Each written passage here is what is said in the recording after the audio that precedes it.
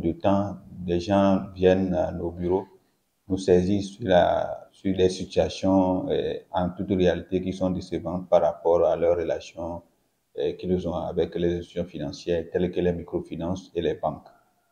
Et nous nous sommes dit que nous ne pouvons pas continuer à pouvoir les défendre si nous ne mesurons pas l'ampleur de la situation et pouvoir faire cas de ces allégations et de ces dénonciations-là aux opérateurs concernés qui sont les banques et les autorités en charge de l'économie des finances et la BCEAO. Et donc, c'est pour cette raison que nous avons jugé utile de lancer cette enquête et qui va nous permettre de recevoir vraiment les vrais avis, les vraies opinions et les vrais ressentiments des consommateurs. En réalité, c'est pour pousser ces institutions-là à mieux faire. Parce que le plus souvent, dans les discussions que nous avons souvent avec elles, elles disent, ah, nous faisons ceci, nous faisons ceci, nous faisons cela. Mais au finish, les remontées que nous avons ne concordent forcément pas avec ce qu'elles allèguent, ce qu'elles disent. Et donc, si on arrive à avoir l'opinion d'une large frange de la population et bien des clients de ces institutions-là, ça pourrait être une base scientifique de données que nous allons pouvoir produire.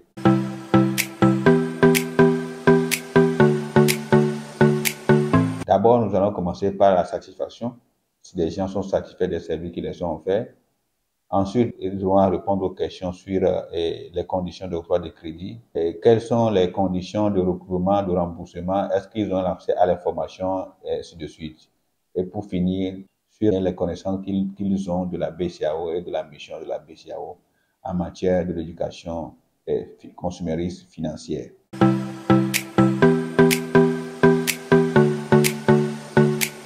À la fin, nous allons élaborer un rapport et assortir des recommandations adressées à chaque acteur. Nous allons rendre public ce rapport pour que chaque acteur joue sa partition. Nous, en tant qu'organisation de consommateurs, nous sommes en train de faire notre mieux et de jouer notre rôle, mais que les autres acteurs jouent les leurs. Et au-delà de ça, les consommateurs qui accepteront prendre part activement à cette enquête sont les bienvenus et nous les encourageons parce que d'abord, ils nous permettent d'avoir des informations scientifiques qui peuvent vous soutenir le plaidoyer.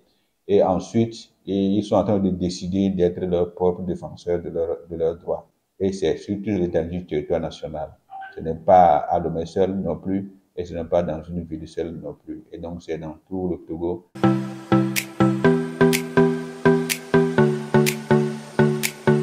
L'outil que nous utilisons est un outil que la plupart de ceux qui sont dans le monde de la recherche scientifique utilisent souvent.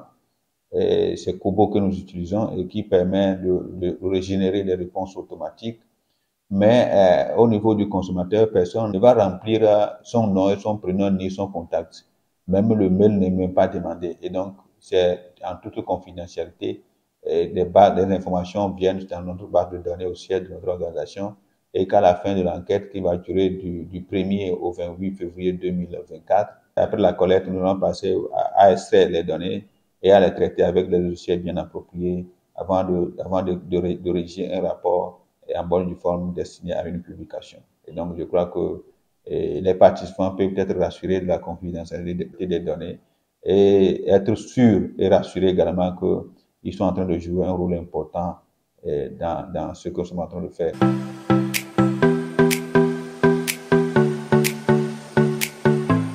Pour participer à cette enquête, tout participant peut aller sur le site de la Ligue des consommateurs du Togo en saisissant www.lct-togo.tg. Lorsque vous allez sur le site, vous verrez participer à nos sondages et vous cliquez, une fenêtre s'ouvre et vous avez le questionnaire. Vous remplissez, vous validez et ça vient automatiquement sur la base de données que nous avons chez nous. Après ça, vous avez la possibilité aussi d'aller sur les réseaux sociaux les pages des réseaux sociaux de la Ligue des consommateurs du Togo, à savoir la page Facebook, Ligue des consommateurs, et la page TikTok, Ligue des consommateurs du Togo. Sur ces pages-là, vous verrez également le lien du formulaire. Vous cliquez et automatiquement, la fenêtre s'ouvre, vous remplissez.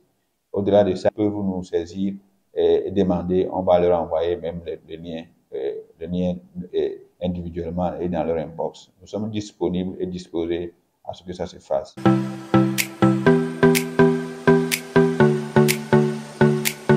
Évidemment, nous pensons à d'autres secteurs, même les services publics.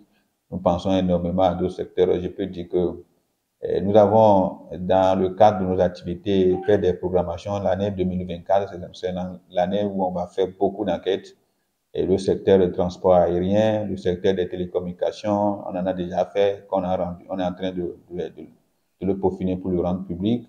Et ça, c'est au niveau du continental. Donc, plusieurs secteurs sont restés aujourd'hui, bien sont dans nos viseurs et autour desquels nous allons travailler pour rendre public des informations en termes d'enquête, de sondage et de satisfaction. Et c'est le plus important.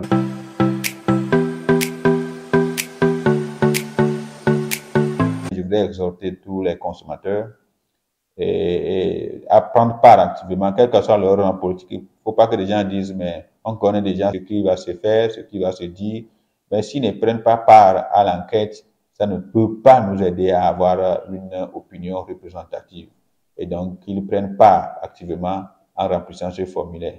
C'est décider maintenant de se prendre en charge eux-mêmes en se protégeant, parce qu'ils donnent l'outil essentiel de la promotion et de la défense de leurs droits, et également en aidant les organisations de consommateurs et particulièrement la Ligue à pouvoir les défendre efficacement, parce que nous avons un outil scientifique sur lequel nous pouvons baser nos argumentaires et nos analyses. Merci à vous.